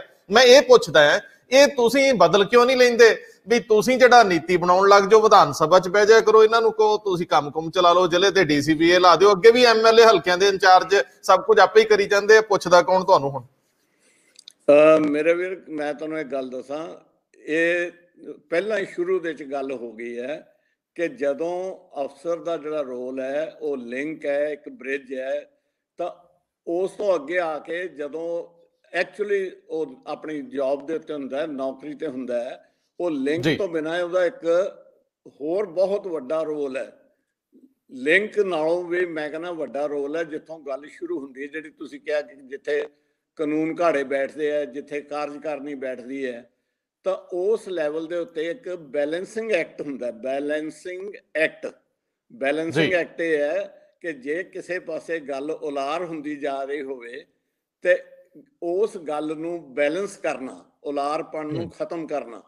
ਜਿਸ ਤਰ੍ਹਾਂ ਹੁਣ ਇਹ ਆ 3 ਐਕਟ ਬਣੇ ਹੈ, ਇਹ ਬਿਲਕੁਲ ਉਲਾਰਪਣ ਦਾ ਮੈਨੀਫੈਸਟੇਸ਼ਨ ਹੈ। 100% ਉਲਾਰਪਣ ਟੁਵਰਡਸ ਦਾ ਕਾਰਪੋਰੇਟ ਹਾਊਸਿਸ। ਅੱਛਾ, ਇਸ ਨੂੰ ਬੈਲੈਂਸਿੰਗ ਐਕਟ ਅਫਸਰ ਆਪਣੀ ਅਕਲਮੰਦੀ ਨਾਲ ਕਰ ਸਕਦੇ ਸੀ, ਠੀਕ, ਪ੍ਰੋਵਾਈਡਡ ਉਹ ਬੋਤਲ ਦਾ ਭੂਤ ਹੁੰਦਾ ਸੀ ਨਾ, ਪਿੱਛੇ ਅਲਾਦੀਨ ਦਾ ਚਿਰਾਗ ਦੀਆਂ ਆਪਾਂ ਕਹਾਣੀਆਂ ਸੁਣਦੇ ਸੀ, ਉਹਨੇ ਚਿਰਾਗ ਮਲਿਆ ਤੇ ਜਿੰਨ ਪੈਦਾ ਹੋ ਗਿਆ, ਭੂਤ ਖੜਾ ਹੋ ਗਿਆ, ਤਾਂ ਉਹਨੇ ਆ ਕੇ ਕਿਆ ਹੁਕਮ ਹੈ ਮੇਰੇ ਆਕਾ, ਮੈਂ ਦੁਬਾਰਾ ਦੁਹਰਾਉਣ ਲੱਗਾ, ਆਕਾ ਕਹਿੰਦੇ ਮਾਲਕ। ਤਾਂ ਉਹ ਜਦੋਂ ਇਹਨਾਂ ਦਾ ਉਹ ਰੂਪ ਇਹਨਾਂ ਨੇ ਅਫਸਰਾਂ ਨੇ ਆਪਣਾ ਬਣਾ ਲਿਆ, ਬਹੁਤਿਆਂ ਨੇ ਬਣਾ ਲਿਆ, ਤਾਂ ਮੇਰੇ ਵੀਰ ਉੱਥੇ ਜਾ ਕੇ ਬੈਲੈਂਸਿੰਗ ਐਕਟ ਜਿਹੜਾ ਕੱਲ ਵੀ ਜ਼ਰੂਰੀ ਸੀ, ਅੱਜ ਵੀ ਜ਼ਰੂਰੀ ਹੈ, ਕੱਲ ਨੂੰ ਜਿਹੜਾ ਆਉਣ ਵਾਲਾ ਕੱਲ ਹੈ ਉਸ ਦੇ ਵਿੱਚ ਵੀ ਅਫਸਰਸ਼ਾਹੀ ਨੂੰ ਆਪਣੇ ਬੈਲੈਂਸਿੰਗ ਐਕਟ ਦੇ ਉੱਤੇ ਆਉਣਾ ਪਏਗਾ। ਅਦਰਵਾਈਜ਼ ਜੇ ਅਫਸਰ ਵੀ ਚੋਰ ਕੁੱਤੀ ਰਲਣ ਦੇ ਮੈਟਾਫਰ ਵਿੱਚ ਆ ਗਏ, ਪਿੰਡੂ ਜਾਂ ਮੁਹਾਵਰਾ, ਤਾਂ ਫੇਰ ਮੇਰੇ ਵੀਰ ਰੱਬ ਰਾਖਾ। ਦੇ ਅੱਗੇ ਕੀ ਹੈ? ਅੱਗੇ ਨਹੀਂ ਰੱਬ ਰਾਖਾ। ਤੁਹਾਨੂੰ ਲੱਗਦਾ ਕਿ ਅਜੇ ਕੋਈ ਬਚਾਅ ਹੈਗਾ? ਹੁਣ ਜੇ ਕਿਸਾਨੀ ਚੇਤਨਾ ਚੋਂ ਜਿਹੜਾ ਨੈਰੇਟਿਵ ਸਿਰਜਿਆ ਜਾ ਰਿਹਾ, ਜੇ ਕਿਤੇ ਉਹਦੇ ਨਾਲ ਕੋਈ ਤਬਦੀਲੀ ਵਾਪਰ ਜੇ ਤੇ ਵਾਪਰ ਜੇ। ਹੁਣ ਤੱਕ ਤੇ ਰਵਾਇਤੀ ਪਾਰਟੀਆਂ ਉੱਤਰ ਕਾਟੋ ਮੈਚੜਾਂ ਵਾਲੀ ਰਾਜਨੀਤੀ ਕਰੀ ਆਉਂਦੀਆਂ, ਇੱਕ ਵਾਰੀ ਉਹਨਾਂ ਦੀ, ਦੂਜੀ ਵਾਰੀ ਉਹਨਾਂ ਦੀ, ਉਹ ਅਫਸਰ ਨੇ ਉਹੀ ਅਫਸਰ ਹੈ। ਇਹਨੂੰ ਪਾਵਰ ਗੇਮ ਕਹਿੰਦੇ ਆ ਨਾ, ਪਾਵਰ ਗੇਮ ਮੈਂ ਜਿਹੜੀ ਕਹਿ ਚੁੱਕਾ। ਤੇ ਉਹ ਇੱਕ ਦੂਜੇ ਦਾ ਪਹਿਲਾਂ ਦੂਜਾ ਖੁਰਕੀ ਜਾਂਦਾ ਮਨੀ ਗਾ। ਅੱਛਾ ਦੇਖੋ, ਪਾਵਰ ਤੇ ਮਨੀ ਗੇਮ ਮੈਂ ਪਹਿਲਾਂ ਹੀ ਕਹਿ ਚੁੱਕਾ, ਉਹ ਹਾਵੀ ਹੋ ਰਹੀ ਹੈ ਸਾਡੇ ਤੇ, ਉਹ ਹਾਵੀ ਹੋ ਰਹੀ ਹੈ। ਅਦਰਵਾਈਜ਼ ਜਿਹੜਾ ਤੁਸੀਂ ਕਿਹਾ ਕੱਲ ਨੂੰ ਕੀ ਹੋ ਜਾਣਾ, ਪਿਛਲੀਆਂ ਮੀਟਿੰਗਾਂ ਦਾ ਜ਼ਿਕਰ ਕਰੋ, ਉੱਥੇ ਅਫਸਰਸ਼ਾਹੀ ਦੇ ਫਰਜ਼ ਕਰੋ 7 ਮਹਿਕਮਿਆਂ ਦੇ ਉਹ ਅਫਸਰ ਆਏ ਆ ਜਿਹੜੇ ਕਿ ਅਸੀਂ ਸ਼ਾਇਦ ਅਗਲੇ ਜਨਮ 'ਚ ਉਸ ਲੈਵਲ ਨੂੰ ਪਹੁੰਚ ਸਕੀਏ ਜੇ ਕਿਤੇ ਫਿਰ ਜਨਮ ਹੋਇਆ ਤਾਂ। ਉਹ ਸਿਰੇ ਦੇ ਗਵਰਨਮੈਂਟ ਆਫ ਇੰਡੀਆ ਦੇ ਸੈਕਟਰੀ ਲੈਵਲ, ਮੇਰੇ ਵੀਰ ਜੇ ਮੰਨਿਆ ਜਾਵੇ ਨਾ ਤਾਂ ਰੱਬ ਦੇ ਨੇੜੇ ਪਹੁੰਚੇ ਬੰਦੇ ਹੁੰਦੇ ਆ ਉਹਨਾਂ ਦੇ ਫੀਲਡ ਵਿੱਚ, ਕੋਈ ਅਧਿਆਤਮਿਕ ਫੀਲਡ ਦੀ ਨਹੀਂ ਮੈਂ ਗੱਲ ਕਰਦਾ।